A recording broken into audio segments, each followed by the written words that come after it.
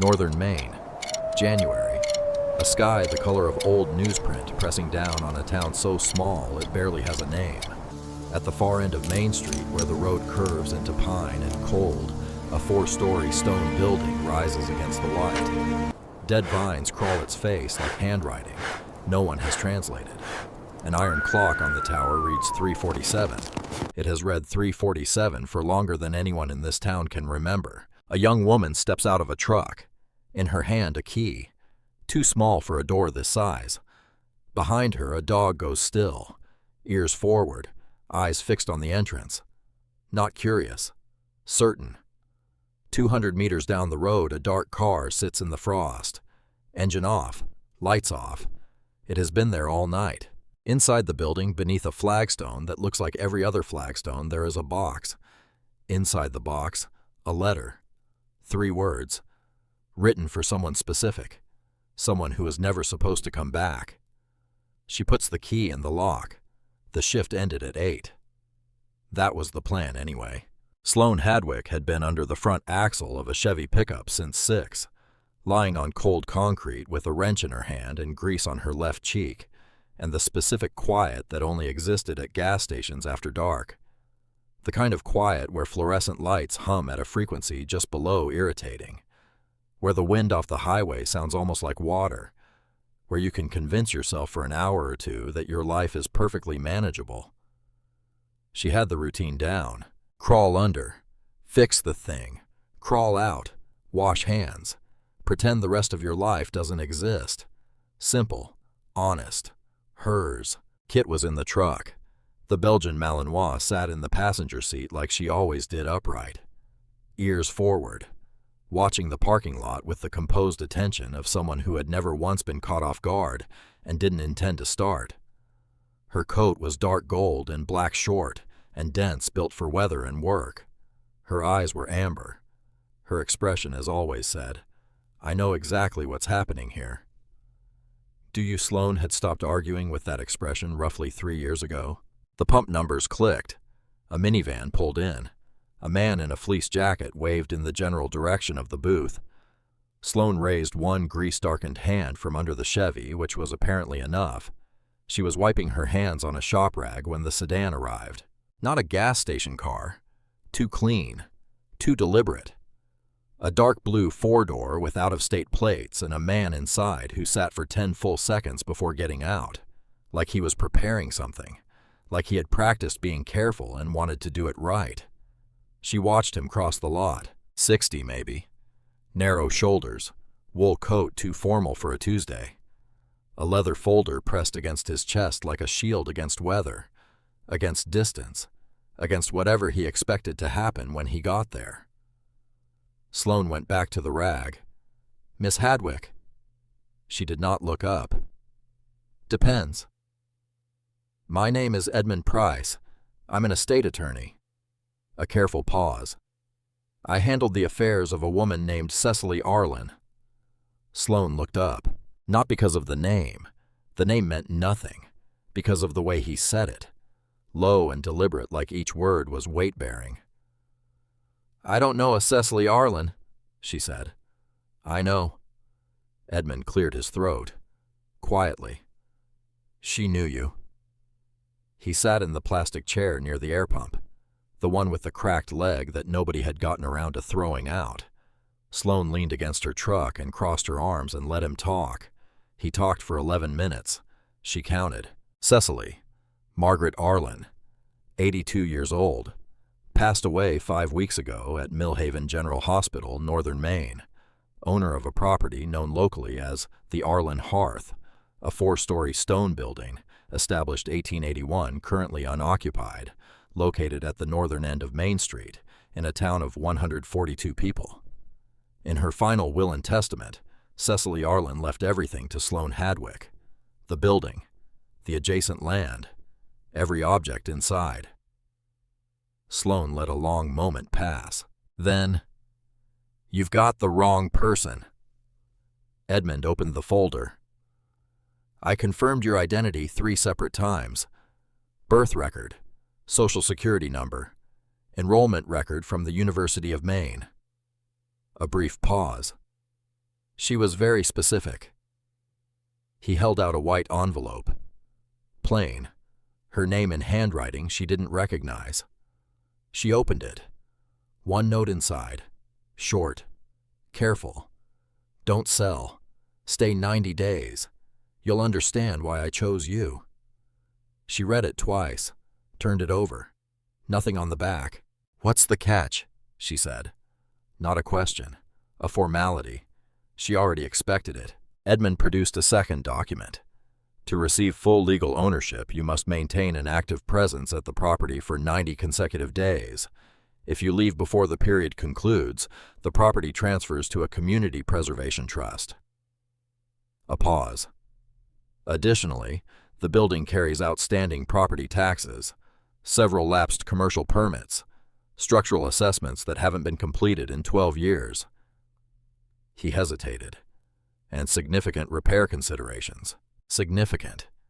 That word carrying a lot of weight quietly. And if I just don't go, Sloane said. The trust takes possession within 60 days. Given the current financial state of the property, Edmund folded his hands carefully. Auction is the likely outcome. She looked at the note again. You'll understand why I chose you. She had heard versions of that sentence before.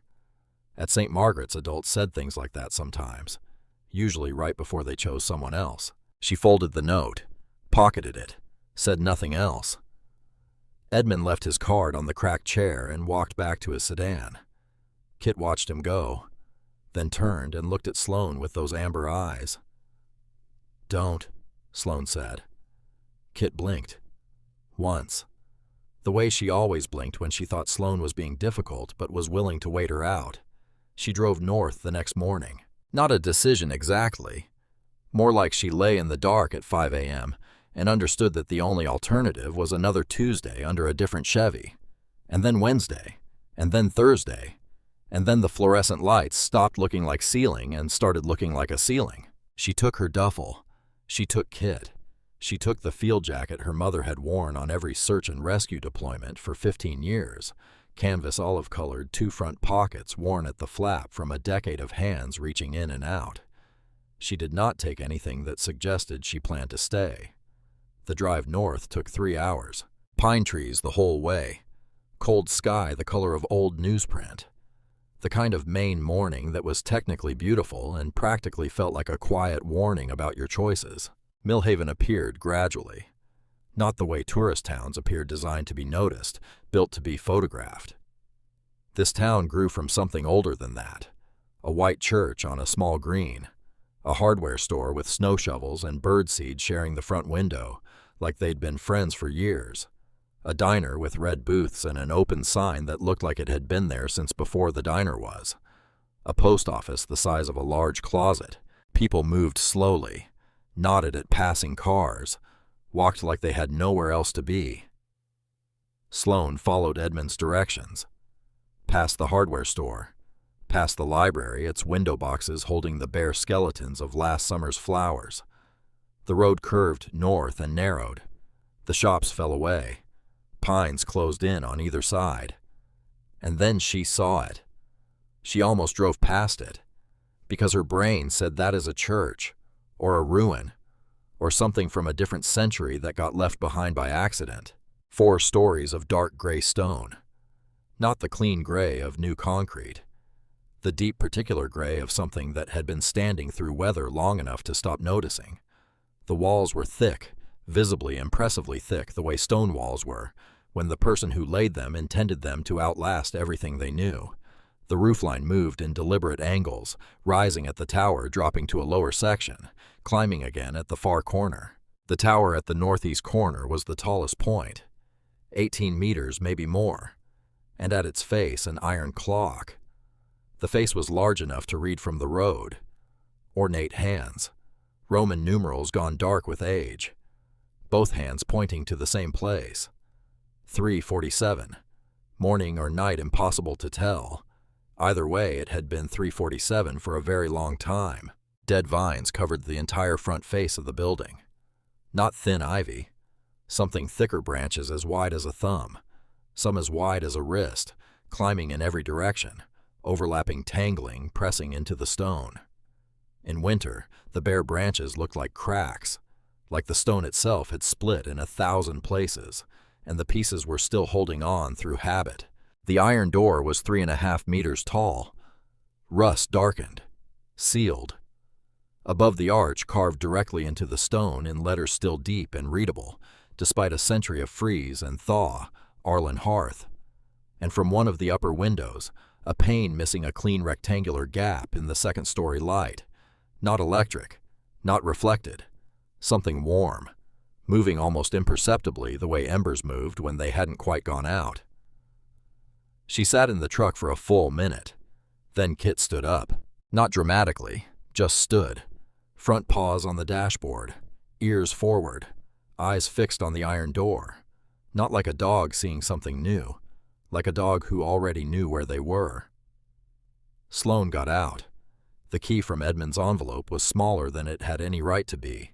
She stood in front of the iron door with it in her palm and thought about that. A key the size of a cabinet lock, for a door the height of a ceiling. She put it in the lock. The mechanism resisted, then turned. The door opened with a low, continuous groan, like something that had been asleep for 12 years, considering whether to wake up. Heavy, slow, final sounding, and the smell. Stone, cold wood, old flour dried to dust, something like beeswax, something like a kitchen from a long time ago, still present under all the years of disuse, persistent as memory, soft as something half recalled in the middle of the night. She stepped inside. The ceiling vaulted 8 meters overhead, stone arches each one blackened by 130 years of smoke and time. The floor was cut stone, large irregular slabs fitted with patience, sealed by decades of use. The walls were thick enough that the sounds from outside cut off almost immediately. Display counters ran along the left wall, long low glass tops fogged by years of uncleaned air. To the right shelving, floor-to-ceiling heavy timber most still standing straight. And at the back, the ovens, 3 of them, built into the stone wall so completely that they seemed to have grown there rather than been constructed. Each one large, each iron door chest-high, cast and heavy sealed.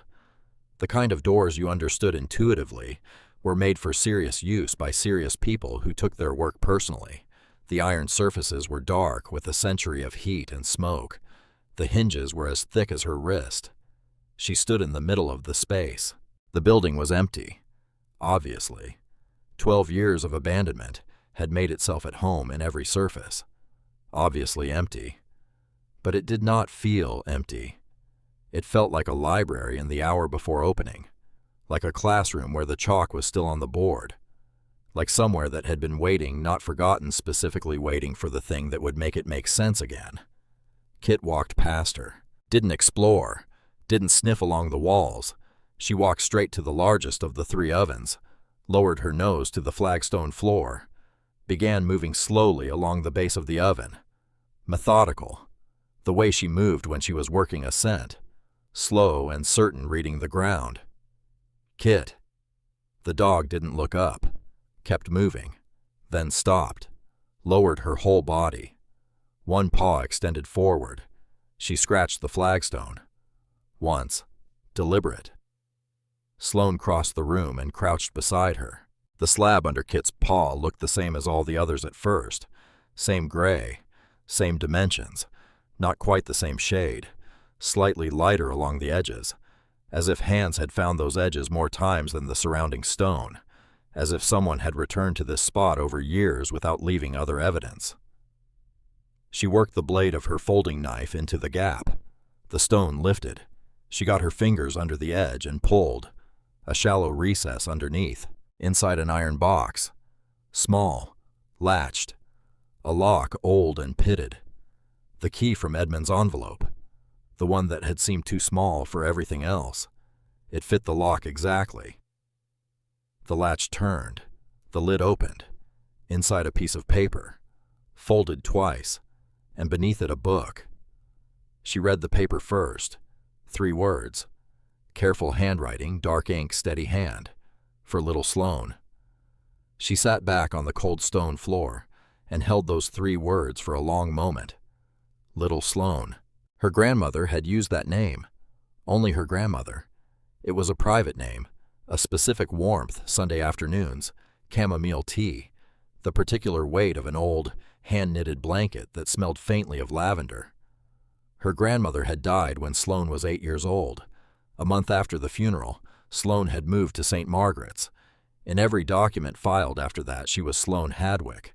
Full name, complete name, the only version of herself that existed on paper. Little Sloane had not existed on paper, had not existed in any conversation she could remember having, had lived only in the space that specific kind of grief, reserved for things too small and too real to survive being named out loud.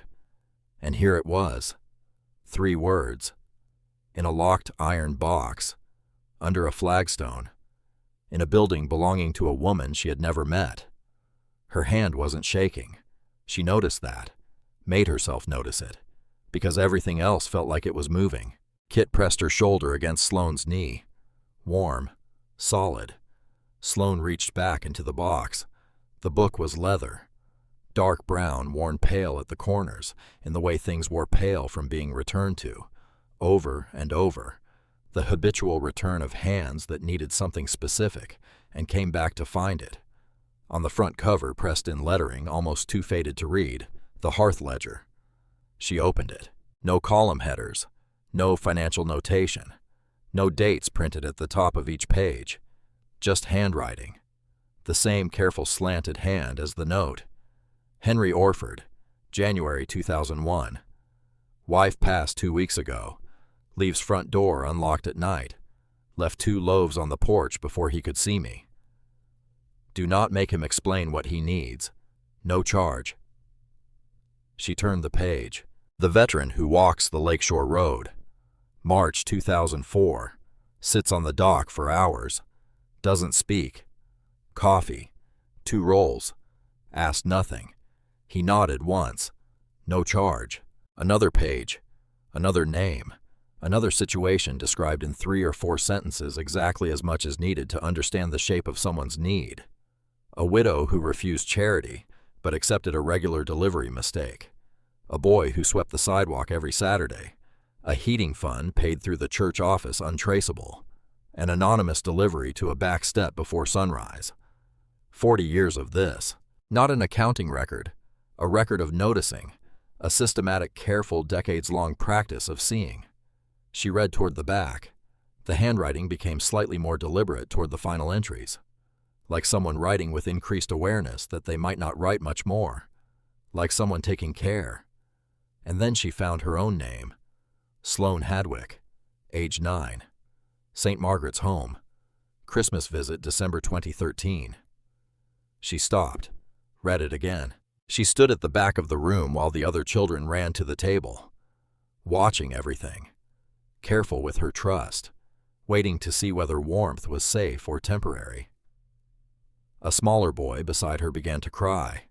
2 older children had taken his biscuit before he could reach the table. Before any adult moved, she broke her own biscuit in half. She gave him the larger piece. She kept the smaller one and looked away, as if nothing had happened, as if she hadn't just decided something important. She thought no one saw her. I did. She is the one. The building was very quiet. Outside, somewhere in Millhaven, a truck reversed with 3 slow beeps. A shovel scraped a walkway. A crow called once from the pines behind the building. Inside, Sloane sat on the cold stone floor with a 40-year-old leather book in her hands, containing a version of herself she didn't remember being watched.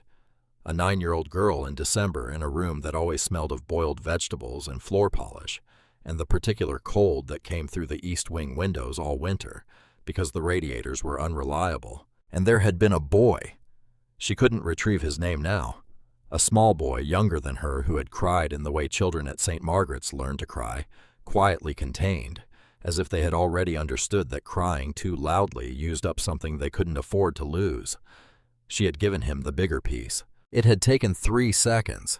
It was the kind of thing you did because it was obvious, and then immediately forgot because it wasn't significant. It was a biscuit. It was a Tuesday. The whole thing was over before it started. Except apparently it wasn't.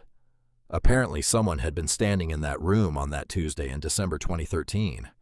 Someone had seen a 9-year-old girl decide to be generous without an audience, and had written her name down. She closed the book, put her hand on the leather cover, and let the building be quiet around her for a moment. The banging started around noon. Outside, metal on metal, regular and purposeful, someone working on a hinge.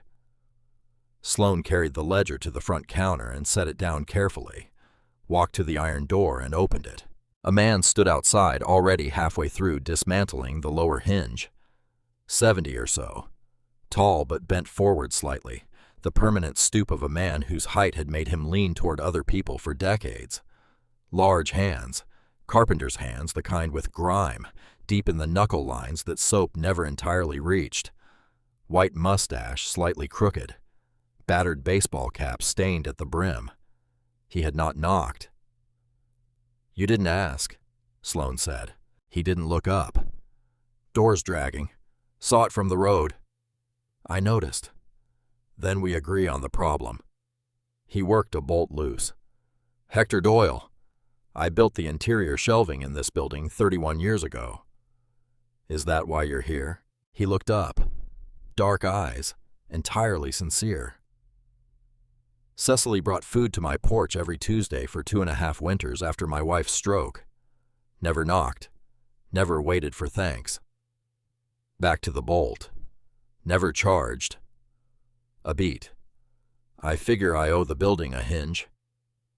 Sloan stood in the doorway and said nothing, which was apparently the right answer because Hector gave a slight nod like she'd passed something and returned to work. He worked for almost an hour, during which he told Sloan in short, irregular bursts several things about Cecily Arlen, that she opened before dawn in snowstorms, that she remembered every birthday in Millhaven better than the church secretary, that she once burned an entire batch of rolls and blamed the oven, the weather, and the general moral failure of yeast as a concept. Sloan laughed at that. Short, a little rusty. Hector heard it and said nothing about it, just kept working, which was the most tactful response possible. When the door finally swung clean, he stepped back and looked at it the way a man looked at something he'd corrected back to what it should have been. "There," he said. "Now it opens like it means it." He gathered his tools, stopped at the doorway. Cecily used to say a good dog found what mattered before the person did. He put on his cap. "She didn't own a dog, though. I always thought that was a little funny." He walked out before Sloan could ask what he meant. The small brass bell above the door, which she hadn't noticed until this moment, rang once as it closed. Clear, small, oddly specific, like a sound with a purpose. The deputy arrived at 2. She crossed the road from her cruiser with the particular walk of someone who covered ground efficiently without appearing to hurry. Uniform under a brown jacket, duty belt, hair back, sharp face with sharper eyes, the kind that moved over a room, systematically cataloging everything, filing it somewhere useful. "Deputy Sylvie Park," she said. "I'm here unofficially." "Okay," Sloan said. "That usually becomes official." "Most things do." Something shifted in Sylvie's expression. Not quite a smile. Recognition. Like she'd decided Sloan was going to be direct and had adjusted accordingly. She stepped inside. Her eyes moved over the counters, the ovens, the shelving. Paused a half-second on the ledger at the front counter. Moved on. "Crescent Strand Development," she said. "The lawyer mentioned them. 8 months. They've acquired the old mill lot, the west shoreline, 11 parcels on the far side of Birchwater Lake. The land strip behind this building connects all of it to the lake access road." A pause. "Without this parcel, the resort project has no legal waterfront route. What happens to Millhaven if they get it?" Sylvie looked toward the back wall. "Gated development, private dock, exclusive waterfront access for resort guests. The public trail to the lake gone. The community dock gone. The shoreline that people here have used for 100 years, gone." She looked at Sloan. "They'll come to you. They'll be professional. They'll mention the tax debt and the permits and the repair costs. They'll make selling sound like the only logical option. But you don't want me to sell.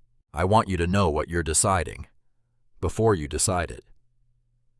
They looked at each other across the empty room. Then Kit walked between them over to the iron door and sat down with her back to both of them. Does she do that a lot? Sylvie asked. Every time the conversation gets repetitive, Sloane said. Sylvie almost smiled.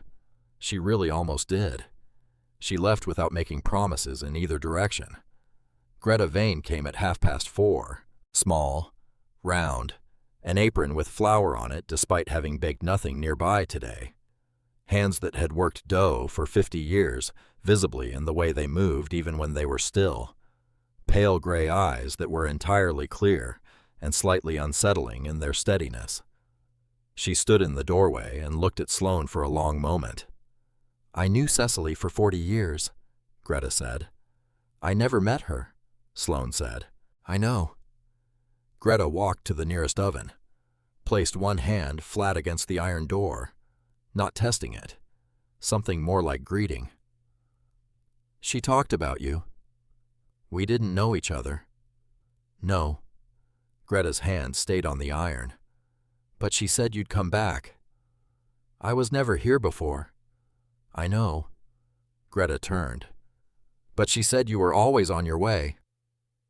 Sloane didn't know what to do with that, so she said nothing, which was apparently correct because Greta looked at her with something more useful than pity and said, The sourdough starter is in the cold storage room. She kept it alive for 30 years.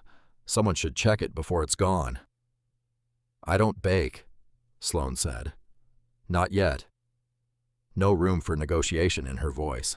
Not unkind, just factual in the way of someone who had watched things become other things for 7 decades and was past being surprised by any of it. She left before Sloane could respond. The most effective conversational move Sloane had ever witnessed. She worked until the light went, mostly alone, clearing the front space, righting the stacked chairs, using a broom that gave out before the dust did, opening cabinets' brittle string expired commercial tins' old receipts, and a stack of brown paper bags each stamped Arlen Hearth in faded red ink. She set the bags aside. It just seemed wrong to throw them out. A box of small cards near the register. Each one had the building name on one side. On the other side, the same 4 words printed in a small, clear font. You are not alone. No price.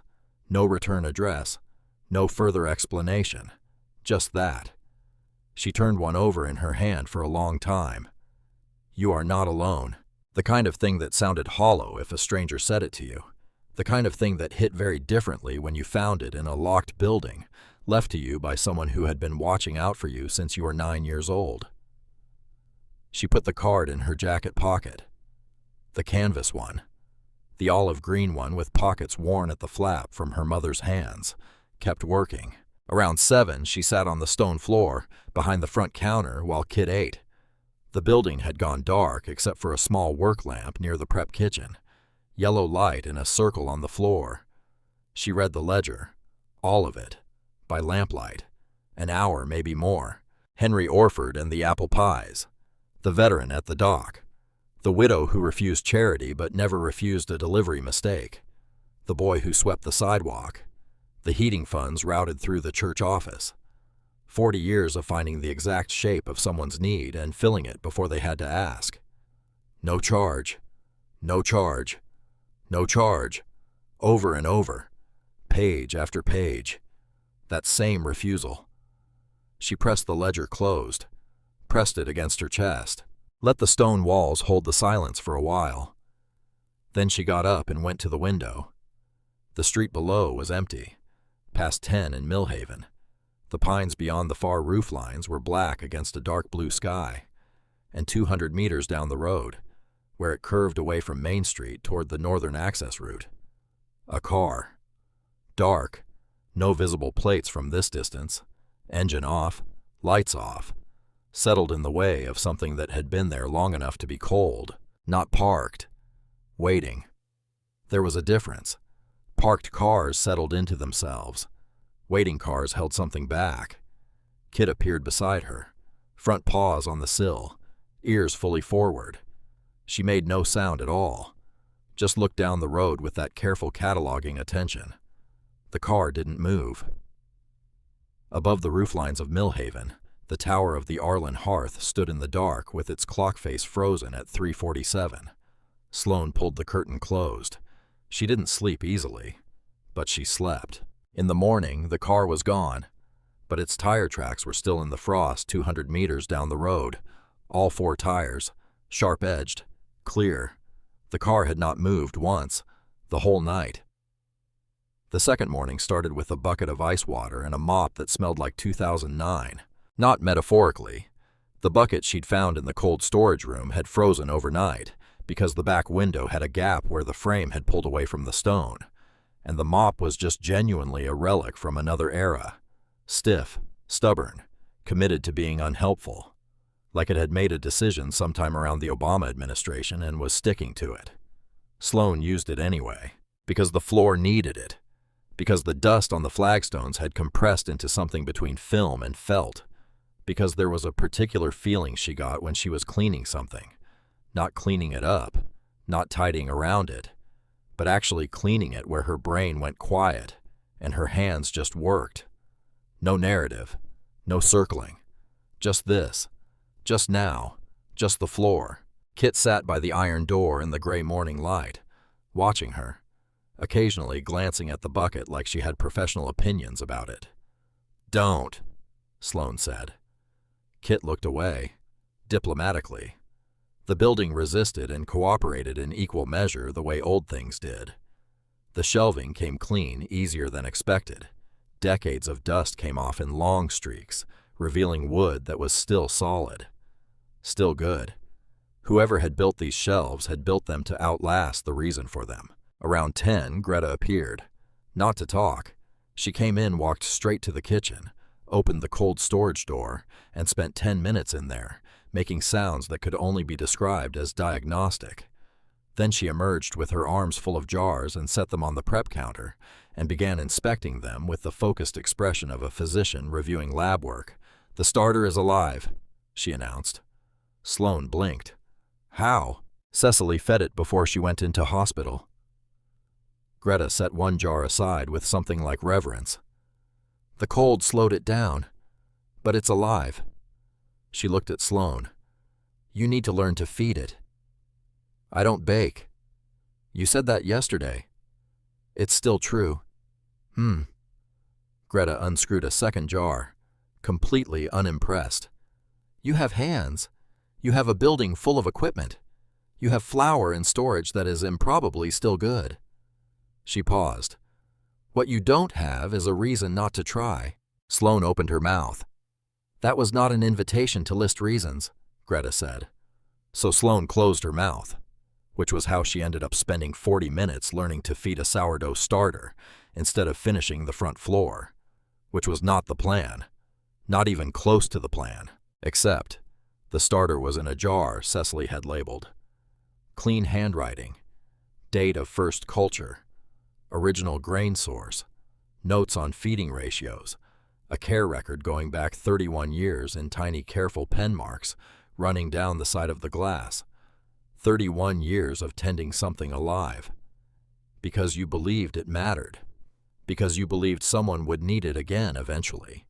Because abandoning it just because things got hard was not something you did. Sloane fed the starter, watched it, didn't say anything about what she was thinking. Greta patted her shoulder once and left. The third morning, she woke up before the building did, which was saying something, because the Arlen Hearth was not a building that stayed quiet for long. The stone contracted overnight. The iron fittings in the upper floors ticked and popped as the temperature shifted. The stairwell had a particular groan on the 6th step that sounded like a person clearing their throat before saying something important. She lay in the narrow bed and listened. Gray light through the east window, the pines behind the building still dark. Somewhere down Main Street, a truck was warming up the specific low diesel rumble of early morning Millhaven getting on with things before anyone told it to. She got up, dressed. The olive canvas jacket last. Kit was already standing by the apartment door. Not impatient, just ready. She had the floor plan spread on the front counter. 4 floors. Ground floor main hall kitchen, cold storage office. Second floor 2 residential rooms and storage. Third floor a larger open space, no label. Fourth floor smaller labeled reading room. And the tower that single dash where the description should be.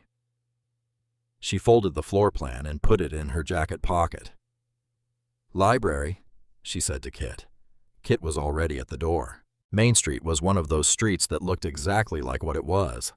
No pretense. A hardware store that sold hardware. A post office the size of a walk-in closet. The diner with the red booths that had been there since before the highway bypassed the town and apparently had no interest in going anywhere. A church with a white steeple and a sign out front that changed weekly. This week it said God doesn't call the qualified, but he does appreciate a good sourdough. She stopped in front of that sign for a moment, then kept walking. The library was at the far end of the commercial block, brick-fronted flower boxes under the windows, holding the geometric skeletons of last summer's petunias. Inside old paper cedar, the faint warmth of a radiator doing its best. Naomi Cross was not at the front desk. She was in the back room, already setting boxes on the reading table, without being called, without being asked. Sloane stopped in the doorway. "You knew I was coming," she said. "I knew you were the kind of person who would come," Naomi said. "Eventually." She gestured at the chair across the table. "Sit down. This is going to take a while." 8 boxes. Naomi went through them with the same unhurried precision she apparently applied to everything. Not slow, just thorough, like someone who had decided that thoroughness was more useful than speed and had arranged her entire professional life accordingly. The Arlen Hearth established 1881. Original commercial bakery county supplier. Then the mill closed. January 1934. 312 men out of work overnight. No severance, no advance notice. Deep winter. The county had held a meeting. The county had formed a committee. The county committee had scheduled a follow-up meeting. While the committee was scheduling its follow-up meeting, Cecily's grandmother, Orrin Arlen, had opened the building's doors and started baking. Not a donation, not a charity drive. Just here. Come in. Eat. "How long did she keep it open?" Sloane asked. 3 months, Naomi said. Through March, until the road crews started hiring again. She opened a folded newspaper, its edges brown and brittle. 2,400 people over 12 weeks. She tracked it herself. Not because anyone asked her to, because she thought it mattered to know. The paper had a photograph. 2 women at the iron door, the frame she now recognized, flour on their aprons. The caption said, "Arlen Hearth provides relief to county families." The article didn't have Orrin's name in the headline. It mentioned her once in paragraph 4 as the building's owner. "She avoided credit," Sloane said. "Both of them did." Naomi set the newspaper aside carefully. Orrin, and then Cecily after her. She lifted a second folder. It became something of a family philosophy. Cecily used to say, "That kindness loses something when you use it to build monuments to yourself." Naomi paused, looked at her. "You read the ledger?" "All of it." A beat. "Good," Naomi said, quietly, like the word had weight, like she had been hoping someone eventually would. The second folder covered the flood of 1972, the emergency shelter operation. The county's official shelter had been compromised on day 2 by a structural failure. The Arlen Hearth had been the only dry-heated, structurally sound building in the affected area. Cecily had opened it at 11 p.m. on a Tuesday night in March, when the water started coming through the lower roads. She had not waited for authorization. She had not called the county office. She had opened the door, put the lights on, and started making soup. "She got a citation afterward," Naomi said, "operating as an emergency shelter without official designation." Sloane stared at her. "She got fined for helping people. $120. She paid it." A small, precise pause. And then she spent 2 years getting the hearth officially designated as an emergency shelter so it couldn't happen again. The blizzard of 1989. Cecily had opened the building at 4 in the morning, before the county had issued any notices. She had looked out her window at the particular quality of sky that preceded a bad storm and made a decision. By 8 a.m., she had 42 people inside. By noon, she had over 100. The county roads became impassable. The building stayed operational, warm-fed, and organized. 6 consecutive days. Alone? Sloan asked. 2 volunteers for days 3 and 4. Otherwise, yes. The photograph from that event showed Cecily at the iron door with a shovel. Her expression was not heroic, not proud. It was the face of a woman who had a job and was doing it, and was mildly irritated to be interrupted. There was something about that expression that made Sloane's chest tighten unexpectedly. Because she knew that face. Not from photographs. From the mirror. The particular look of a person who was doing what needed to be done, and found the suggestion that this was extraordinary, somewhat beside the point. Her mother had had that face. She looked away from the photograph.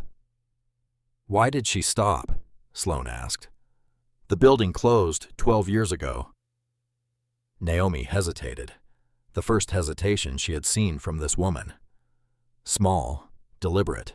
Cecily had a cardiac episode in 2012, her first major one. After the hospital stay, the doctors restricted her physical activity significantly. A pause. She closed the building in stages. She kept the records updated. She maintained the sourdough starter, had a neighbor come in twice a week. She paid the taxes for as long as she could. Another pause, quieter. She made provisions for what she hoped would happen next. For who she hoped would happen next. Sloane understood that without Naomi completing the sentence. Naomi opened a new folder. Financial records. Passed it across the table without comment. Sloane looked at the top page, then read the line item, then read it again. Millhaven Community Trust, outgoing, recurring disbursement, authorized signatory C.M. Arlen. She looked up. The community trust was not a trust, Naomi said quietly. Not in the institutional sense. There was no fund, no committee, no board. She folded her hands. There was one personal checking account, and one woman who decided at 79 years old that a girl she'd been watching over for 9 years needed tuition money before she stopped being able to provide it. The chair was hard. The table was cold. The reading room smelled of dust and old paper. Sloane was 22 years old, and she was sitting with the information that the foundation she had built her entire understanding of herself on. I did this alone. I earned this. I proved something on my own terms was not the structure she had believed it to be, which wasn't. She needed to stop and think about that. Except she couldn't stop, because the thought was already moving.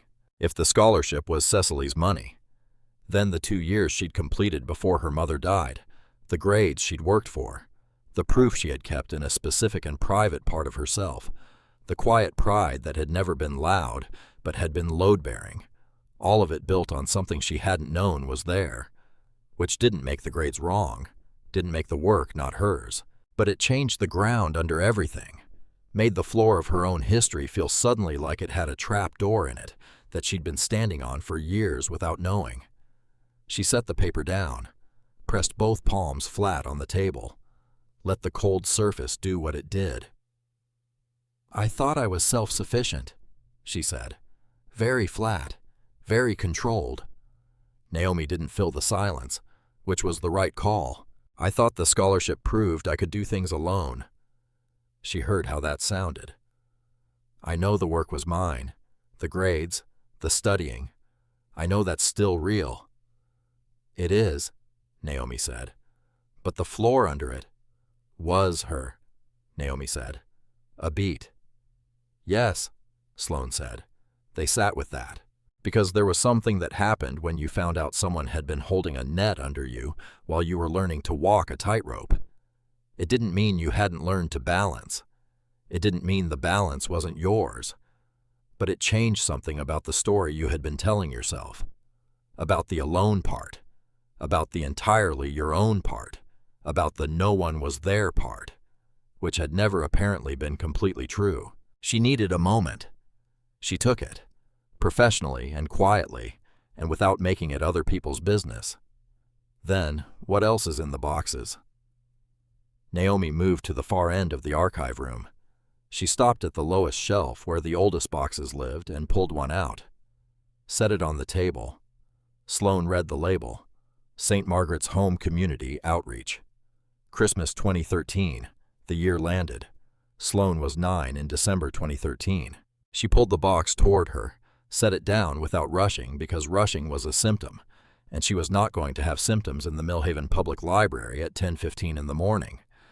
Inside, folded event programs, the thin paper of institutional printing, receipt carbons, 2 photographs in an envelope, color slightly overexposed under fluorescent light, and a volunteer sign-in sheet dated December 21st, 2013. She scanned the names. 14, mostly church groups. Then C. Arlen, contribution column next to her name, Heating Fund, paid in full, donor requests anonymity. And behind the sign-in sheet, a manila envelope. Heavy, old tape on the flap, brittle at the edges. She opened it. The form inside had State of Maine at the top. Formal header, official seal, petition for adoption. Foster Care Review Board. She read it. She read the applicant name, Cecily Margaret Arlen. She read the child's name, Sloane Hadwick, age 9. St. Margaret's Children's Home, Farmington. Petition filed March 2014. So, not just watching, not just money. She turned the page. Petition review. Decision. Application denied. Official reason typed. Per evaluating physician's report of January 2014. Applicant presents with recent cardiac surgery and documented recovery limitations, inconsistent with the full physical and developmental requirements of primary care placement for a minor child. And then, at the bottom of the page, below the stamp, in pen, small, careful, the handwriting she knew. 3 lines, written small, at the margin like they weren't meant to be seen, like they were written for the writer, not the reader. The court says my heart is not strong enough. Maybe. But it is strong enough to make sure she is never cold or hungry or forgotten. Sloane did not move for a very long time. The archive room held its dust and its silence. Naomi was perfectly still beside her. Sloane was 22 years old, and she was reading the record of the moment someone had tried to bring her home, had filed the paperwork and attended the review and read the denial letter, and then instead of letting that be the ending, had picked up a pen and written 3 lines in a margin, and found a different way. Not because it was required, not because anyone was watching, because of a 9-year-old girl and a biscuit, because of a moment that had lasted 3 seconds and felt like nothing at all. She had thought for 14 years she had carried this belief like a stone. She had thought that no one had come, that she had aged out of the system and built something from scratch because the alternative was waiting for something that wasn't going to arrive. She had never thought to ask whether anyone had tried and been stopped. She had never thought to ask whether the stopped part had also been the beginning of something. She tried, Sloane said. She did, Naomi said. Neither of them said anything else for a while. She drove back to the Stone in the early afternoon. The building looked the same. 4 stories of dark gray. Frozen clock. Dead vines against stone. The iron door recently rehinged by a man who owed a debt to a dead woman and had paid it with 40 minutes and a wrench. Except it looked different now. Which, fine. Things could look different. She walked through the iron door. The brass bell rang once. She had started to notice the sound, the specific note of it. Not loud, not important in a practical sense, but somehow present. She went to the kitchen. She fed the starter. She did this every morning now. She weighed the flour, measured the water, stirred until smooth, covered with the cloth, noted the time. Then she stood with her hands on the counter and her eyes on the jar and thought 31 years. Cecily had tended this for 31 years, had maintained the temperature and the feeding schedule and the cloth cover and the notes along the side of the glass through cardiac surgery and a denied adoption petition and a building too expensive to run and a body that was failing and a world that was making no promises, because she had believed it would be needed again, because she had believed someone would come back to need it. Kit's body changed. She was at the entrance to the main hall, perfectly still, nose up, the short focused pulls of air she used for confirmation work, and then the shift shoulder blades tightening weight forward, the specific immobility that was not statue stillness, but the absolute concentration of every sense on one point. Kit. The dog moved towards the back wall, slowly, head level, every step deliberate.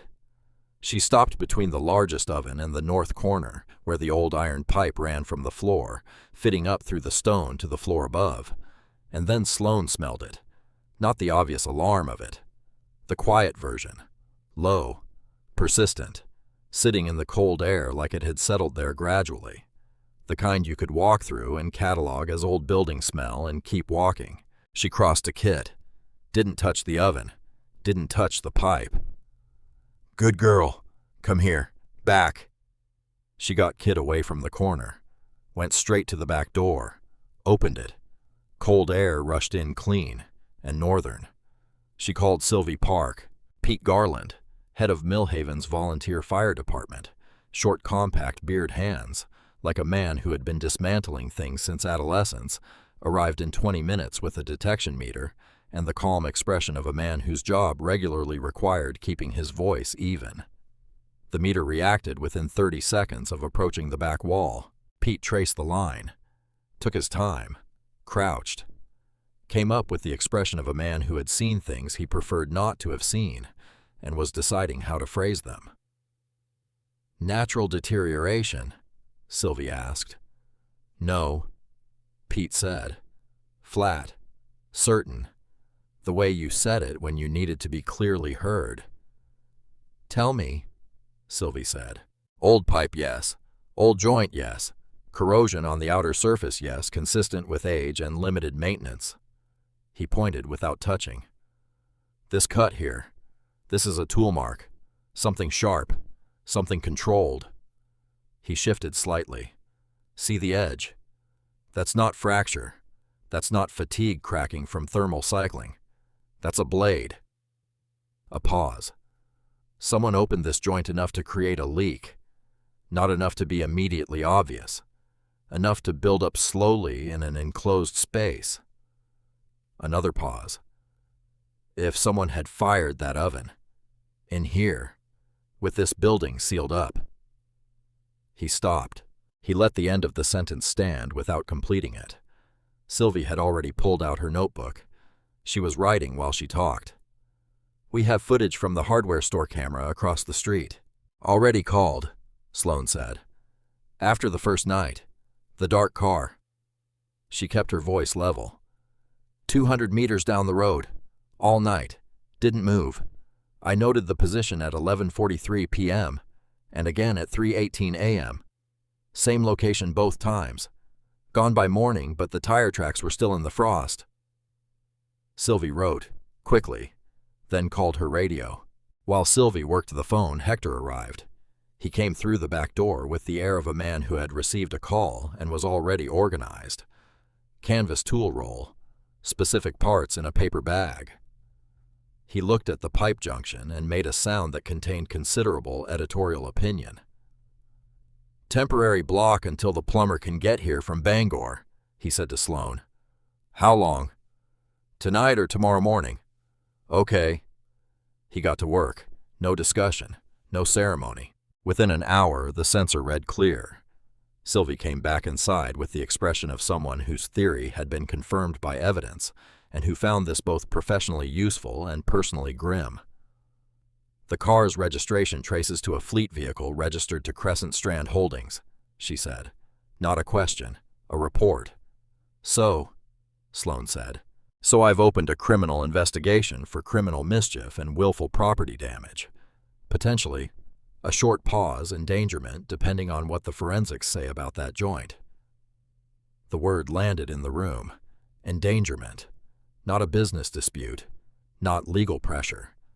Someone had driven up in a dark car and done something to a pipe in an occupied building. Because occupied, she was sleeping upstairs. She and Kit. 48 hours later, and she would have been further in. Comfortable enough to stop checking. Routine enough to light the pilot without thinking twice. She looked at Kit, who was sitting near the back door with the settled calm of a dog who had done her job and was now simply being available. 14 years of service work. Her mother's dog before she was Sloane's dog, built for finding things in places they should not be. Sloane had always known the dog was remarkable. She had not until right now fully understood the specific weight of the word fortunate. Victor Draper arrived the following morning, 9 a.m., which was not accidental. 9 a.m. was a professional time, not too early to feel aggressive, not late enough to seem uncertain. Calibrated. He was 54 maybe, the kind of 54 that had been maintained rather than merely survived.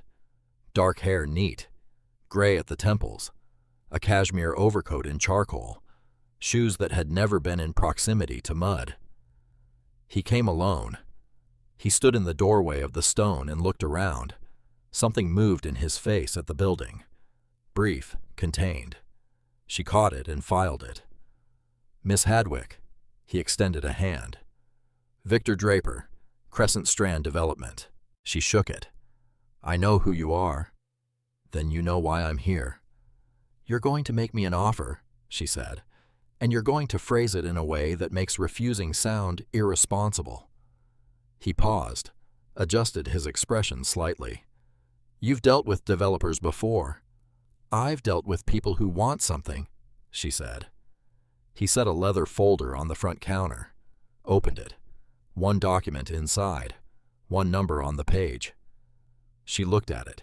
She did not react, because she had spent 5 years in gas stations and borrowed apartments and stretch it 2 more days financial planning, and that number represented more than everything she'd accumulated in those 5 years, by a factor she would prefer not to calculate in front of him. But she looked at the number, and for 2 seconds she thought about it. Just 2 seconds. That was honest, because that number was pay off the tax debt, fix the permits, replace the gas line and the cold storage unit, and the second-floor window frames, and probably 10 other things she hadn't found yet, and still have enough left to start somewhere with fewer debts and fewer questions, and no obligation to a dead woman's expectations. Enough to disappear, properly, with Kit. Somewhere no one knew the shape of her history. Freedom. That was the word for it. And it was a real word, with real weight. You've done something meaningful here, Victor said. His voice was carefully warm, the warmth of someone who had calibrated it. No one can take that from you, but meaning doesn't pay overdue taxes. Sentiment doesn't repair structural damage. He tilted his head slightly. This building is going to cost you more than it can give back, more than you have. And the community trust, a slight pause, doesn't have the resources to sustain it either. You would be watching this place deteriorate from a distance instead of watching it thrive. She looked at him. Thrive, she said. An exceptional resort development, fully designed. Behind a gate, she said. A small pause. Properties of that caliber. Gated, private, no public lake access, no public trail. She watched his face.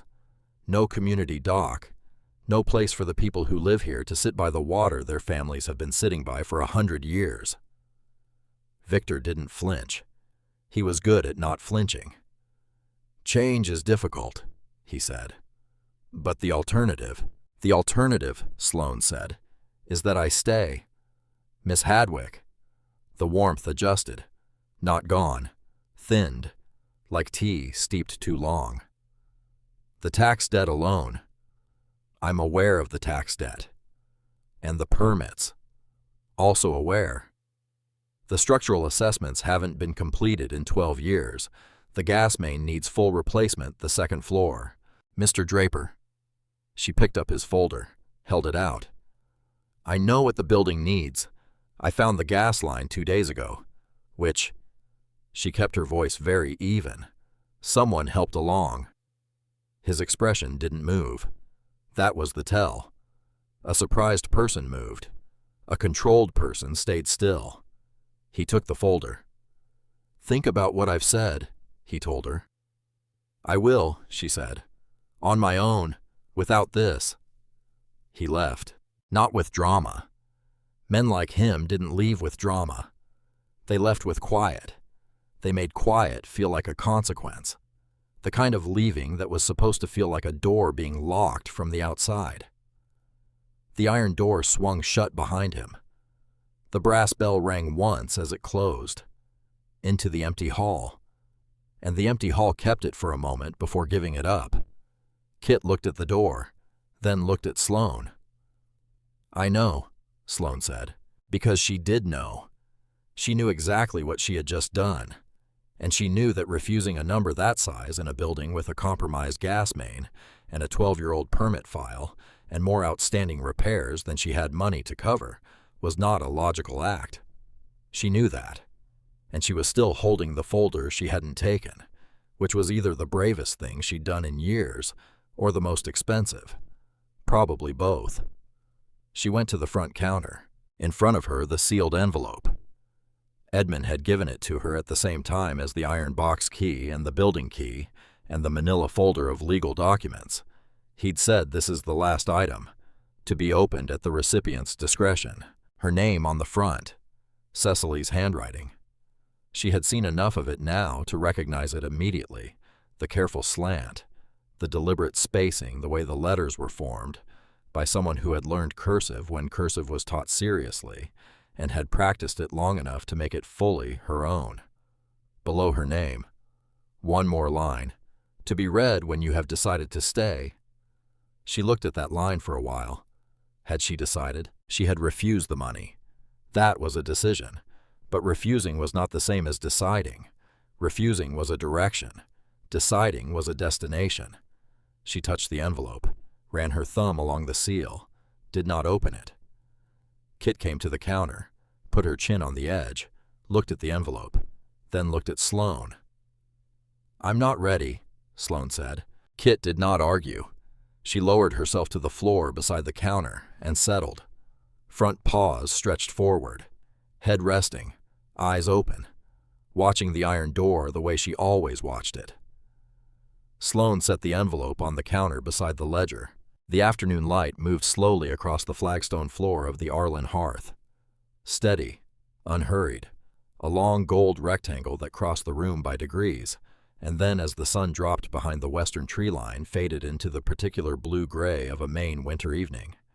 She didn't open the envelope, not because she was afraid, or maybe a little because she was afraid, but more because she understood something about it now. Something Cecily had probably understood when she wrote the line below the name. When you decide to stay, not if, when. The decision wasn't whether. The decision was who she was going to be on the other side of opening it, and she was not entirely finished figuring that out.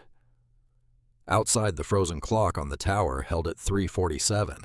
Inside, a 22-year-old woman who had driven north expecting nothing and found 9 years of evidence that someone had been carrying her sat with a sealed letter she wasn't ready to open, and a dog who wasn't going anywhere.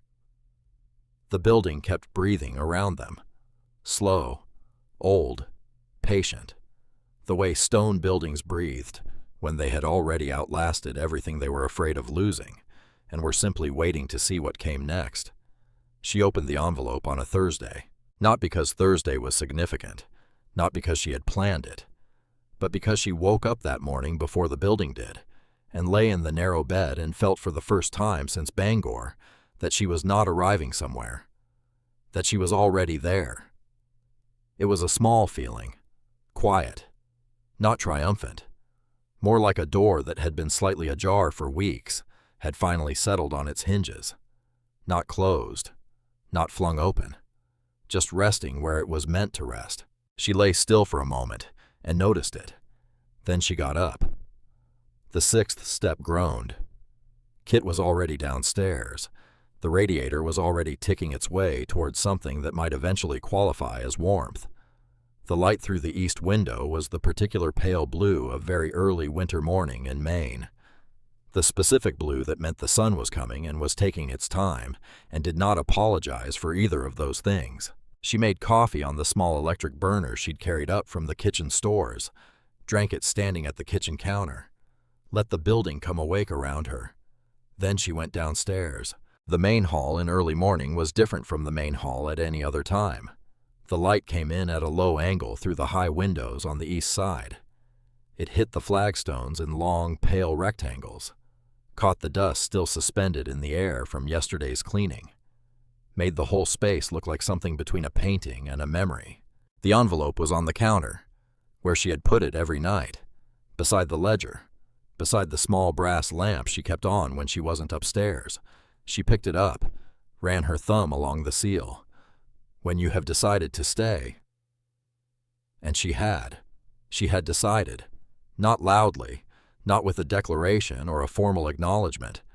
Just quietly in the course of 12 days of feeding a sourdough starter and cleaning flagstones and refusing a number on a piece of paper and staying. Just staying. Which apparently was the whole thing. She sat on the stool behind the front counter. Kit settled at her feet. The morning light moved across the floor, and Sloane broke the seal. Inside several pages, close written on both sides, the ink slightly different shades throughout, written in stages she could see. Different sittings, different weights of hand. The way a letter accumulated when someone had been composing it over time, adding to it, returning to it, making it truer with each revision. A smaller envelope behind the pages, sealed her name on the front, and beneath that a document folded twice. The paper a different weight from the letter pages. Older. The color of paper that had been dry for a very long time. She read the letter first. "Dear Sloane, if you're reading this, you stayed long enough to ask questions. That tells me more about your character than any document could. Most people who inherited what you've inherited would have seen the debts first, the work first, the reasons to walk away first. And those reasons are real. I want you to know I understand they're real.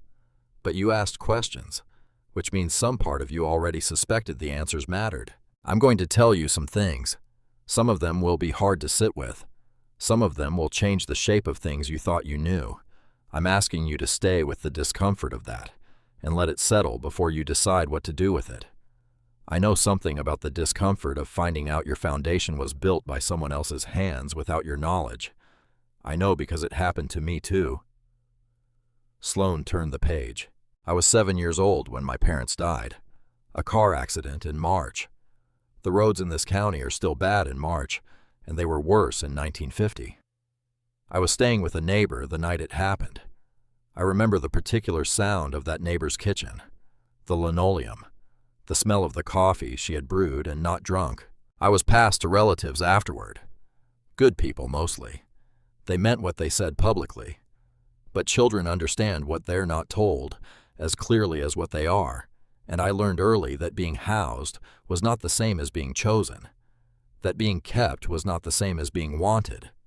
I learned to take up less space, to be competent, quietly, to need less than I felt. You know this feeling.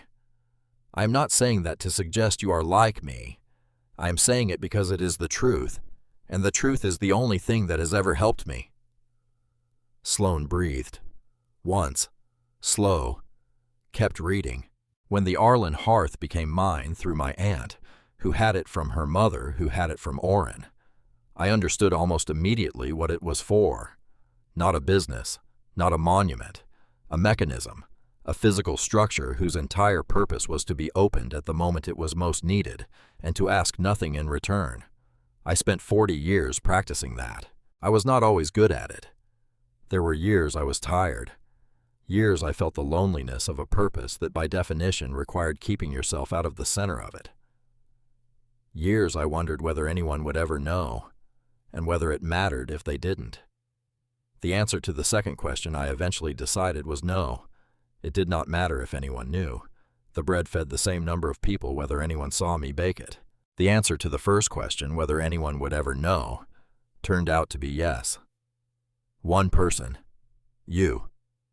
Sloane stopped. She had to stop.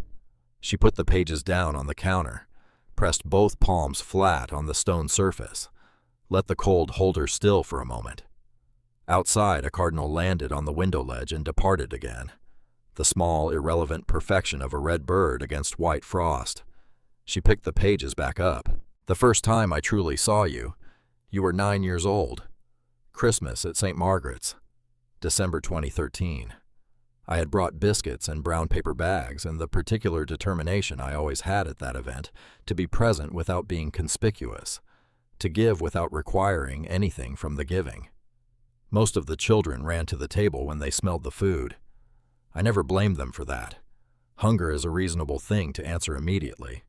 But you stood at the back, thin, dark hair, an expression I recognized because I had worn it myself, the expression of a child who had learned to measure warmth before accepting it, who had been disappointed often enough to treat kindness like a hypothesis rather than a certainty.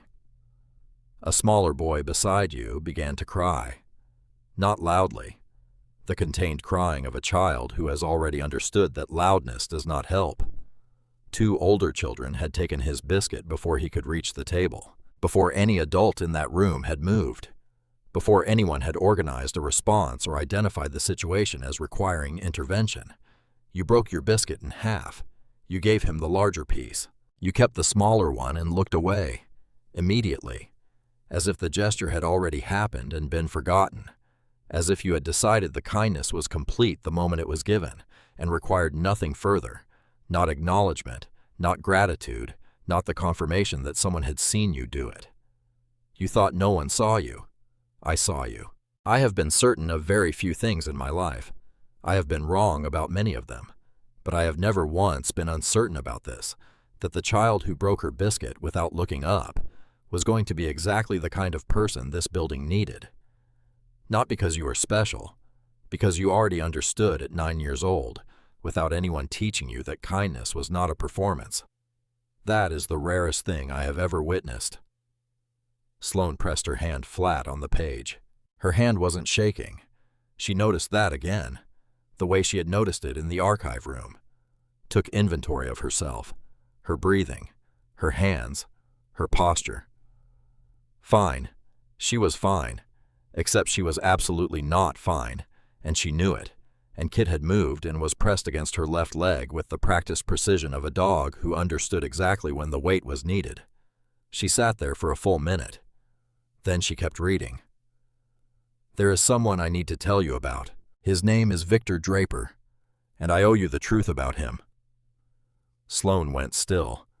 His father's name was Leonard Draper. In 1974, Leonard began acquiring land parcels around Birchwater Lake through fraudulent title transfers, forged signatures, falsified deed records. He was patient about it. Over 5 years, he accumulated 11 parcels, including the old mill lot and most of the western shoreline. None of the original landowners knew. I found out by accident. I kept records, the Hearth Ledger, the donation logs, the outreach documentation, and in reviewing historical land use for an emergency access filing in 1979, I encountered the discrepancy.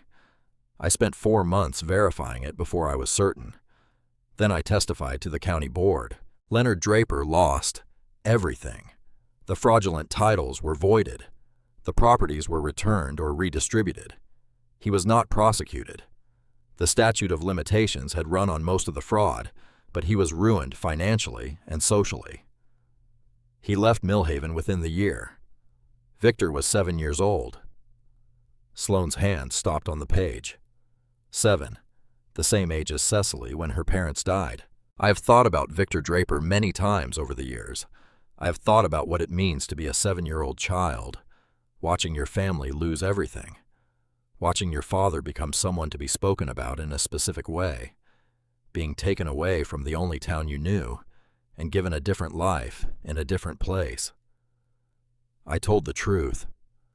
I do not regret telling the truth. I would make the same choice again. But truth is not the same as innocence. And there are consequences that attach themselves to the right thing that are also genuinely devastating to people who did not choose to be in their path. Victor Draper grew up believing I destroyed his family. He was not wrong. Not entirely. The truth I told did destroy what his family had. What it had built was fraudulent, but it was still to a 7-year-old boy the only world he knew. I am telling you this because he is going to come to you as an antagonist, as a man who wants to take something from you. And that is true. He does. But underneath it, under the cashmere coat, and the careful presentation, and the calculated offer, there is a child who grew up believing he had been robbed by a woman in a stone building in a town he loved, who has spent 40 years building something specifically designed to come back and take it.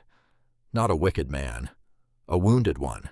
The difference matters, not because it changes what you must do, but because understanding why someone is the way they are, even someone whose actions you must oppose, is the difference between going through the world with judgment or going through it with wisdom. I could not reach Victor Draper. I tried once years ago. He declined. But you are not me, and the future is not yet written. I am not asking you to forgive him. I am only asking you to see him. That is all I ever asked anyone to do for anyone. Sloane set the letter pages down. She sat for a while. Victor Draper, 54 years old, a boy made into a specific kind of man by a specific kind of loss, arriving at this building the way people arrived at things they believed had been taken from them, with money and preparation, and the controlled warmth of someone who had rehearsed the argument until it sounded like reason. Not a monster, a mirror, a man who had never had his biscuit broken in half for him, who had never had someone notice him without requiring something from the noticing. She did not feel sorry for him exactly. He had still cut the gas pipe, or had someone cut it for him, which was not a thing you forgave easily or quickly or perhaps at all. But she understood him now, in the specific way that Cecily had been trying to teach her since the first line of the ledger, the way that was harder than judgment and more durable than it. She picked up the second piece of paper, the older one, unfolded it.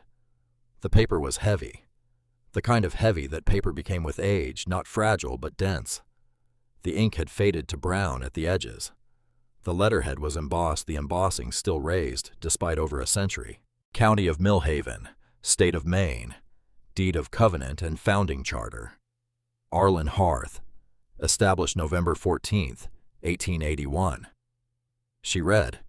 The language was formal, 19th century legal prose careful and deliberate and built to be unambiguous. It established the building, the adjacent land, and all structures thereon as property held in perpetual trust for the benefit of the community of Millhaven. Then, halfway down the first page, no transfer, conveyance, sale, or enclosure of the aforementioned property shall be deemed valid or enforceable without a formal ratifying vote of no fewer than 3/4 of all registered adult residents of Millhaven, conducted in open public assembly, with recorded minutes, said minutes to be filed with the county deed office within 30 days of the vote.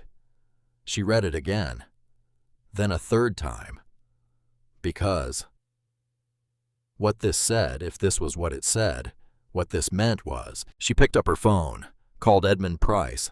He answered on the second ring, which suggested he had been expecting the call. The founding covenant, she said. A pause. You found it. Cecily left it in the envelope. Yes. Edmund cleared his throat, the careful throat clearing of a man who had been sitting with something significant and was now being asked to describe it accurately. It was filed with the county deed office in 1882. I confirmed its current legal status 6 weeks before Cecily passed. A pause.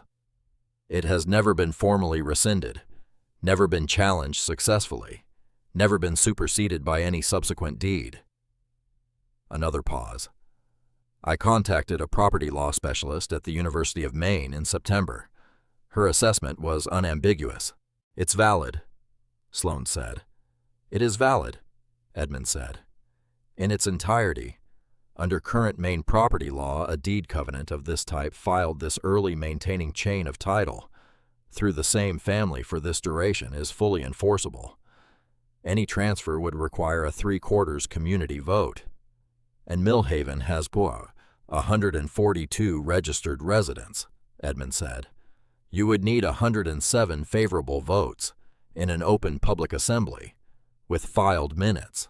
She looked at the iron door across the room. He can't buy it, she said, even if I signed. Not without the vote, Edmund said, and I think we both know what that vote would look like. She held the phone for a moment. Why didn't you tell me this at the beginning? A pause. Longer this time.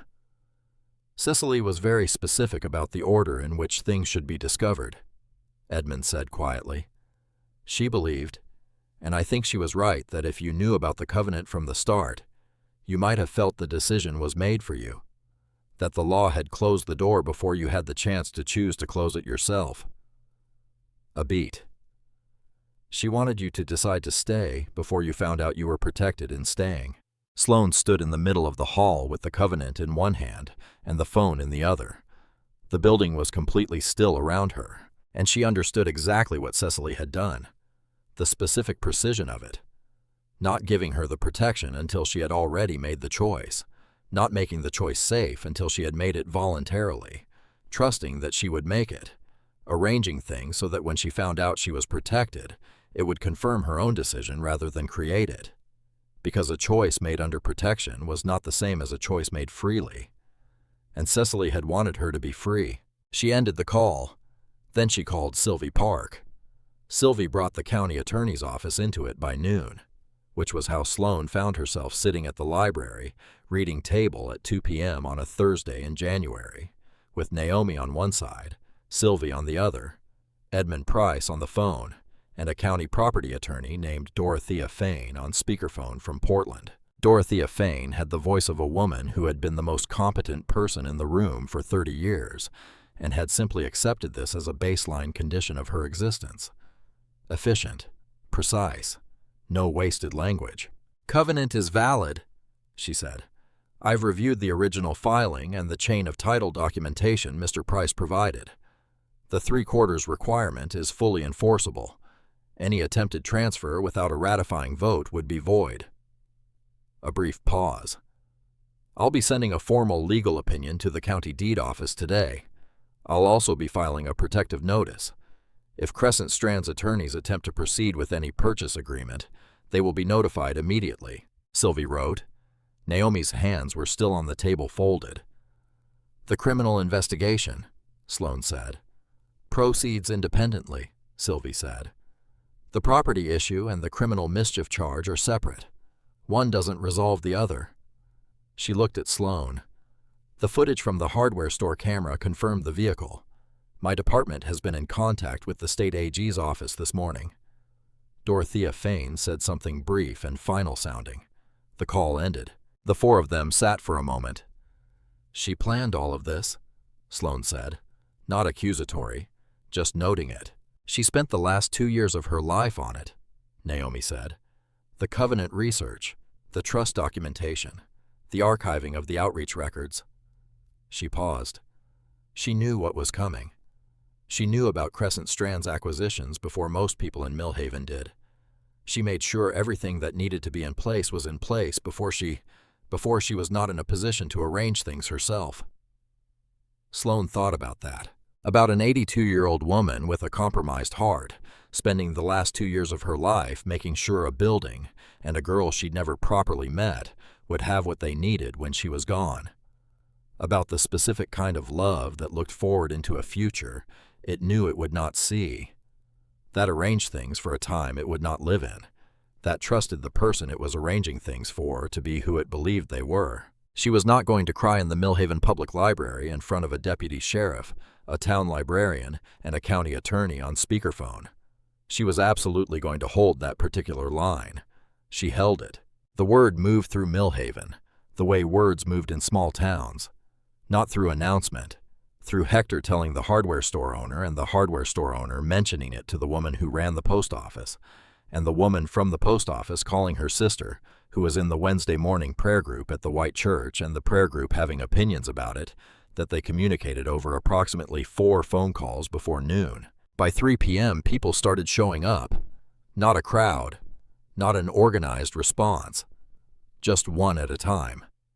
In the specific way of people who wanted to be useful and had decided that proximity was a form of usefulness, even when the task wasn't clear yet. Hector came back with the retired contractor named Walt, who had worked on the building's eastern exterior in 1998 and had apparently been waiting for an excuse to return. They started on the back wall section where the gas pipe had been tampered with, pulling the compromised section properly, preparing the space for the new fitting arriving from Bangor. Greta appeared with a bag of provisions and the expression of a woman with a curriculum in mind. She took Sloane into the kitchen and spent an hour and a half introducing her to the prep oven. Not the great iron bread ovens, those were still waiting for their professional assessment, but the secondary unit along the north kitchen wall that Pete had confirmed fully safe. She showed Sloane the bread sequence. Methodical, unhurried.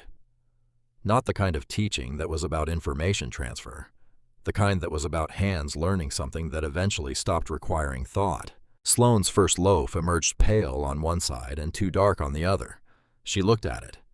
Structural integrity, she said. Intact, Greta said. Character. Every loaf tells you something. This one's telling me I should be doing something else. This one's telling you the oven runs hot on the right side. Greta moved it to the cooling rack with the decisiveness of someone who had made peace with imperfect bread decades ago. You adjust. That's the whole skill. The second loaf was better. Not good, but better. Greta said nothing about it, which was Sloane had come to understand the highest form of approval the woman offered in the early stages. Naomi arrived at 4 with a folder. Inside the original commercial permit application Cecily had filed in 1989. The supporting documentation, and a maintenance fund statement, a small account, quietly opened 15 years earlier, steadily accrued through Cecily's personal contributions. Not large, but real and untouched. She set up a fund she might never use, Sloane said. She set up a fund she hoped someone else would. Naomi set the folder on the counter. There's enough in there to cover the permit renewal fees, the inspection costs, and the initial professional assessment on the ovens, with careful management. Sloane picked up the folder. She was 22 years old, and she had been making careful management decisions since she was 15. She was not afraid of careful management. She was afraid of approximately 2 things, and careful management was not either of them. Victor Draper came back that evening, not with lawyers, not with a folder. Without the cashmere coat, which was, she noticed that, the deliberate absence of it. In its place, a dark wool jacket less polished, less prepared. He looked for the first time since she had met him like someone who had not fully organized his presentation before arriving. He knocked at the iron door. She opened it. They looked at each other. I assume you've spoken to your attorneys, he said. I have. Then you know the covenant complicates. It doesn't complicate anything, she said. It settles it. He was quiet for a moment. His jaw moved slightly, like someone chewing on something that didn't taste like what they expected. I've been working toward this for 12 years, he said. I know, she said. And then because Cecily had asked her to see him, you were 7. He stopped, a long stop, the kind that went several floors down. She told you, he said. She left me a letter.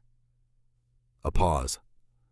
She told me what your father did, and what she did, and what it cost you. She held his gaze. She said she was sorry she couldn't reach you.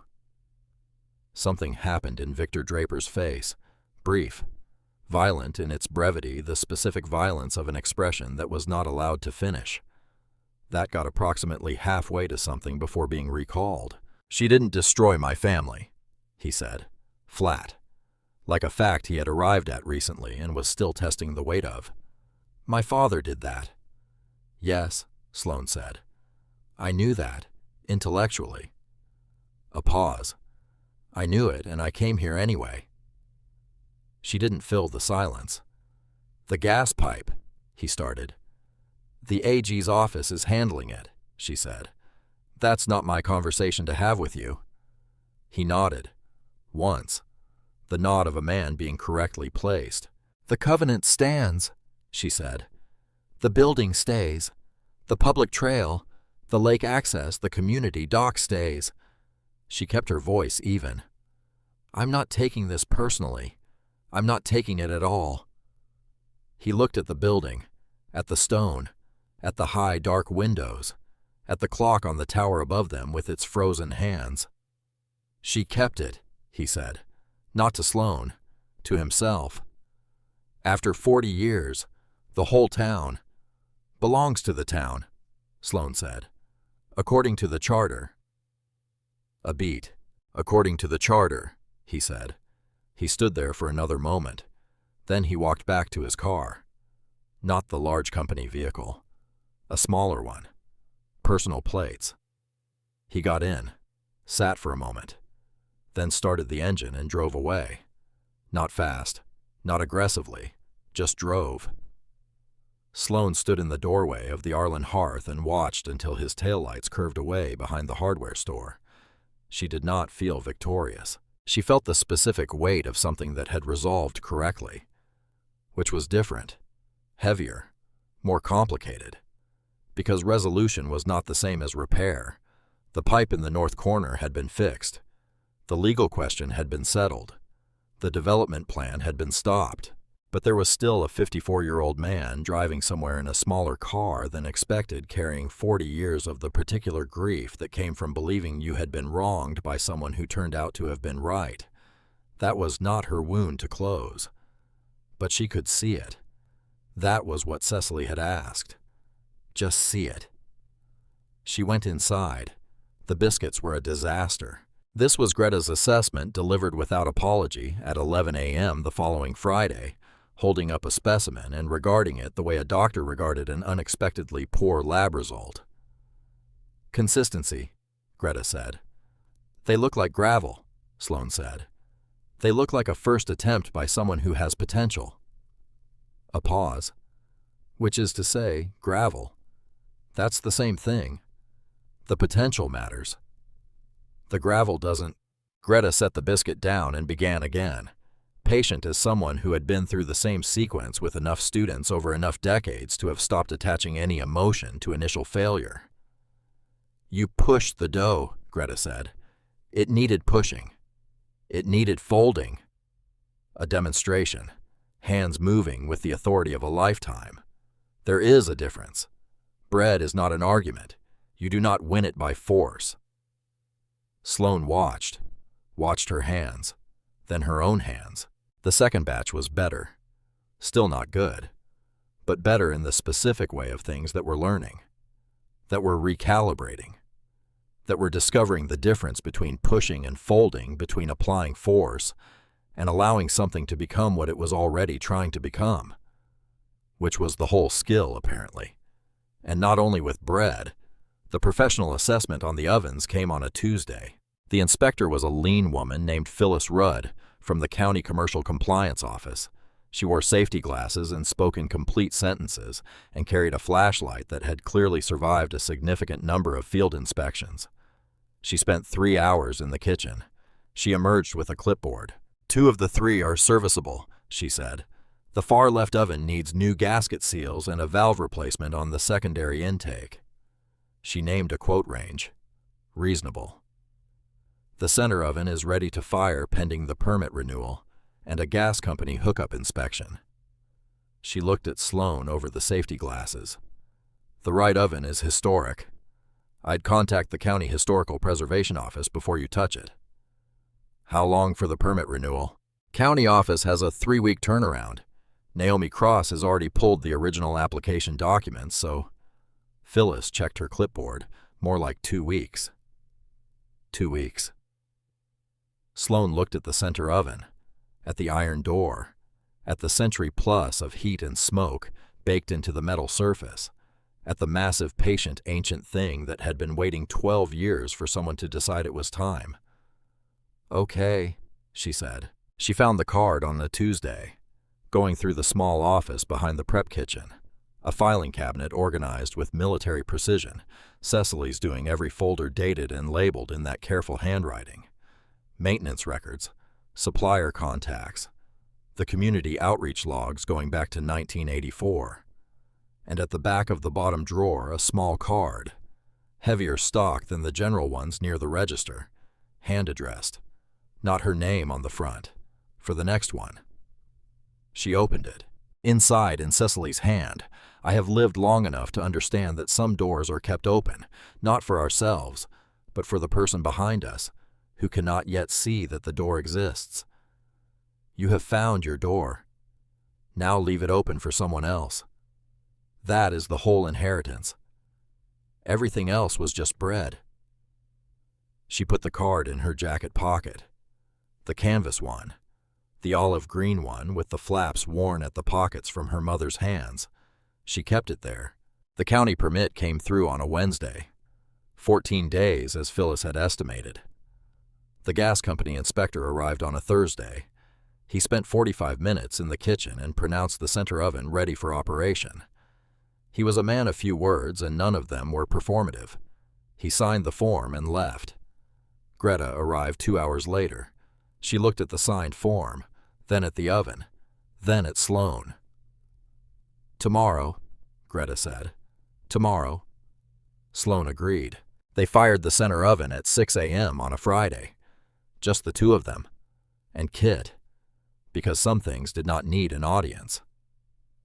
The oven took 30 minutes to reach temperature, during which it made sounds that suggested it was remembering something, the specific ticking and expanding and settling of iron that had been cold for 12 years and was now being asked to be warm again, not complaining, recalling. When the temperature gauge held steady, Greta opened the door and slid the first tray in. 3 loaves. One of them Sloane's the 6th attempt, which had graduated from Greta's promising assessment to something more like acceptable in a context where charity is extended. They waited. The smell that came from the oven and from the stone around the oven and from the air in the main hall was not just bread. It was the century of bread that had preceded this bread. The accumulated warmth of every morning this building had started before dawn and filled with something that people could eat. The 1934 winter and the 1972 flood and the 1989 blizzard and every ordinary morning between them. It was all of that rising. Greta stood at the oven with her arms folded and an expression Sloane had not seen her wear before.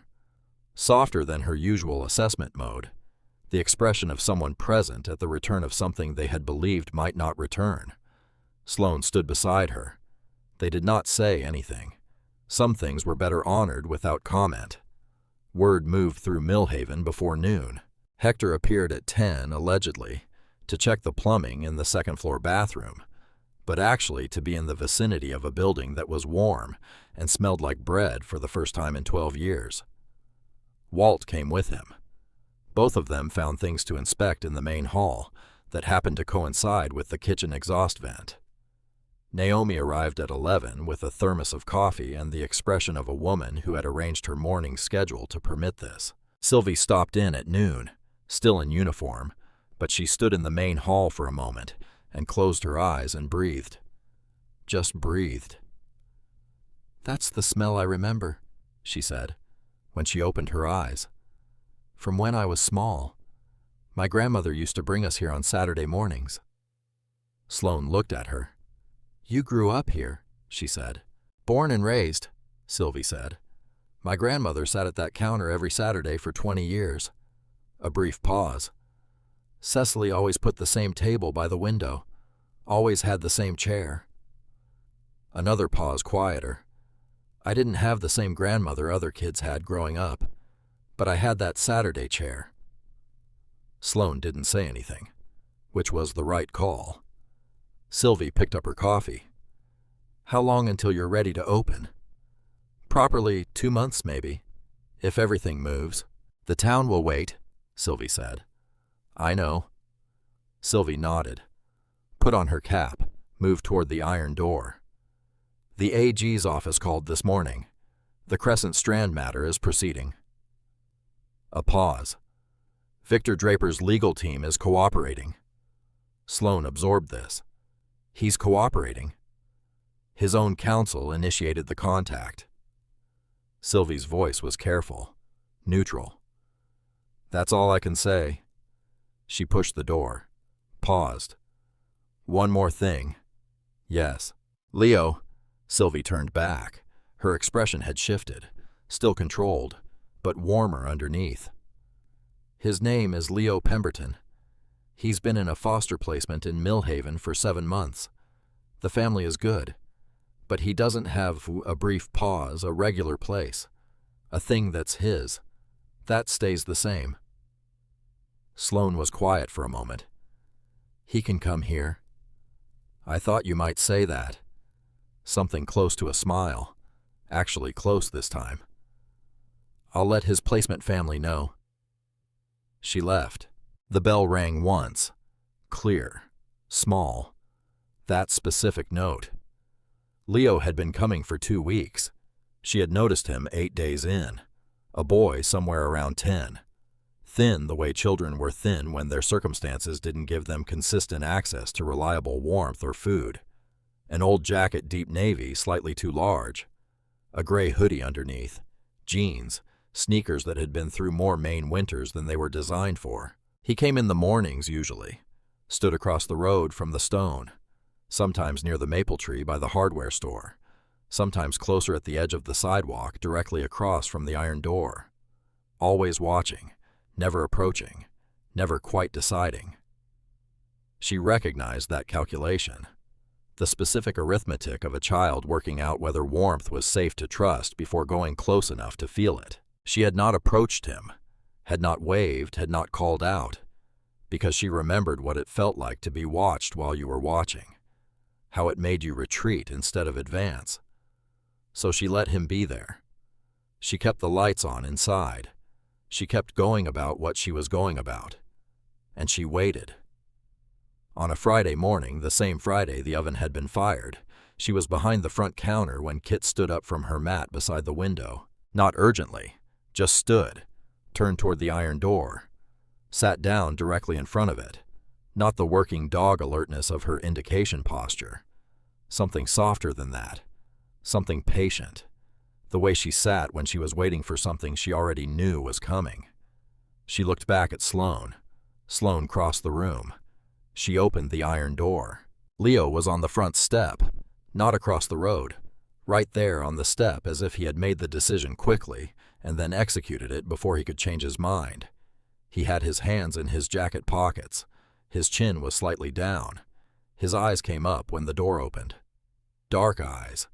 Careful in exactly the way she expected. A long second. I don't have money, he said. She looked at him. You don't need money to come in here. He was still for a moment. Kit had moved up beside Sloane. She was sitting, not standing. Ears relaxed. Body easy. The specific posture she used with people she had assessed and found not to be a problem, which was in its way the highest endorsement available. Leo looked at Kit, then at Sloane. Is she? She's fine, Sloane said. She's deciding she likes you. How can you tell? Her ears are down. He studied Kit's ears with the concentration of someone learning a new language. Then slowly he came inside. The building was warm from the oven. He stopped just inside the door and she could see him feel it, the warmth landing on his face. His shoulders the particular loosening of a body that had been braced against cold for too long. She took a loaf from the cooling rack. The morning's bake, which Greta had assessed as convincing from the outside and promising from within, which from Greta was practically a standing ovation. She wrapped it in brown paper, the paper with the stamp, Arlen Hearth in faded red. She held it out.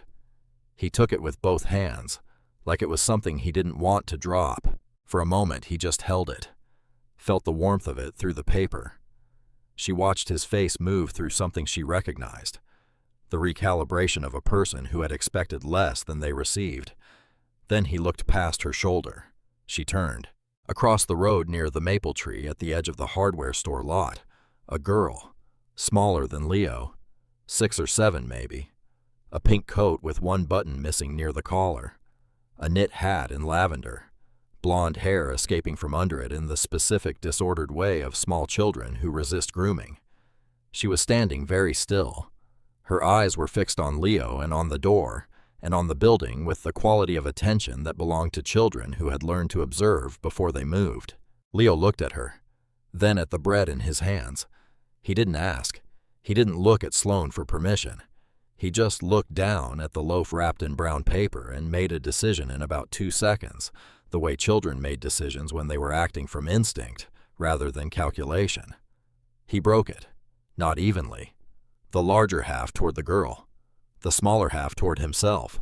He walked across the road. He held out the larger piece. The girl looked at it, looked at him, looked at the bread, then took it with both hands the same way he had taken the whole loaf carefully, as if it were something that could be taken back. They stood there together under the maple tree, eating. Sloane did not move for a long time. She was standing in the doorway of the Arlen hearth with Kit sitting beside her and the iron door open at her back, and the cold January air coming in from the street. And she was watching 2 children eat bread under a bare maple tree, and she was thinking about a Christmas visit in December 2013, and a biscuit broken in half, and a woman in a navy apron who had been standing in the right corner of a room and had seen the whole thing. And she was thinking, so this is how it works. Not one gesture and the next gesture and the next, each one small, each one made without an audience, each one by someone who had not waited to be instructed to be kind and had not stopped to calculate whether the kindness would be returned. Just break the thing in half, give the larger piece to the one with less, look away before anyone can make it a story about you. Kit pressed against her leg, warm, steady, present. Sloane blinked once against the cold air, put her hand on Kit's shoulder, kept her eyes on the 2 children under the maple tree. Then she went inside. She opened the ledger, the back pages, the pages that came after the last of Cecily's entries, the ones that had been blank since she arrived. She got the pen from the counter drawer, black ink, the same kind Cecily had used. She had found an entire box of them in the office cabinet. She sat on the stool. She placed the ledger on the counter in front of her. She turned to the first blank page. Her handwriting was rougher than Cecily's, less practiced. The letters uneven where Cecily's had been measured. The pen did not move with 40 years of confidence. It moved with the intention of someone beginning. She wrote Leo. January. First time inside. Warm loaf brown paper. No charge. He broke it in half without being asked. He gave the larger piece to a girl across the road. He is learning. She looked at the lines. Enough. That was enough. That was the whole record. The whole point. Not her name in it. Not her role. Not, I gave him the loaf. I opened the door. I was the one who made it possible. Just here is what happened. Here is what was noticed. Here is the evidence that the thing continued. She closed the ledger, placed it beside the lamp, the small brass lamp she kept burning on the counter. Then she reached behind the counter. She took out the small cards, the ones she had found on the first day. Heavy stock, 4 words on the back. You are not alone. She walked to the front window, the one that faced Main Street, the one that you could see from the road, from 200 meters down the road, from the maple tree across the way, from anywhere someone might be standing in the cold and the dark, working out whether to come forward or stay back. She taped one card to the inside of the glass, small, just barely visible, not a billboard, not an announcement, just a card in a window, for whoever needed to read it. Then she turned the counter lamp on, the small brass lamp, and left it burning. Not for business, for the same reason Cecily had left things burning and Orrin Arlen before her. Not for announcement, not for display, for the person at the end of the road who needed to know that the light inside was real, that it would be there when they got close enough, that the door was the kind that opened. Kit lifted her head from the mat, looked at the window, at the card, at the light, then at Sloane, then back at the window. Outside, snow had begun. The first serious snow of late January, coming in clean and steady and covering the town in the specific quiet that only snow could make. the pines behind the building gathering white along their branches, the street below softening, the maple tree across the road holding its bare arms out and up as if receiving something. Inside the oven held its warmth. The sourdough starter sat in its jar on the kitchen shelf. Alive, fed, covered, carrying 31 years of tending into the 32nd. And at the counter, open to the first page she had written in it, the ledger held what had been noticed. Not everything that had happened, just what mattered. The names, the circumstances, the small acts, the evidence that one person had been seen and fed and given the larger piece and had gone out and done the same for someone else. The record of a chain that had never asked to be recorded and had been recorded anyway, because it was true, because it had happened, because it deserved to be known if only by one person who would tend it the way she tended the starter, with care, with constancy, with the belief that someone would need it again. The clock on the tower held at 3:47, and the Arlen hearth held its light, and the snow fell on Millhaven, and somewhere on the road that curved away north through the pines, a boy was walking home with a girl he barely knew, and they were not hurrying, and the cold was real but manageable, and they had eaten warm bread and someone had seen them, which was, it turned out, the whole inheritance.